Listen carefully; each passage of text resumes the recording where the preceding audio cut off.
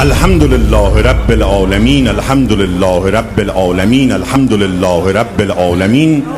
الحمد لله الذي جعلنا من المتمسكين به ولایت سلطان اولیا سخنگزار منبر سلونی سرور مطلبی ابن عم نبی در حلعتا مهر برج انما شهسوار لافتا پیشوای انبیا عروة الوثقی کلمة الحسنی سید الاوصیا عماد الاصفیا رکن الاولیا آیة الله العظمی خیر المؤمنین امام المتقین اول العابدین اسعد الزاهدین زین الموحدین حبل الله المتین لنگر آسمان و زمین وجه الله عین الله نور الله سر الله اذن الله روح الله باب الله سیف الله عبدالله اسد الله الغالب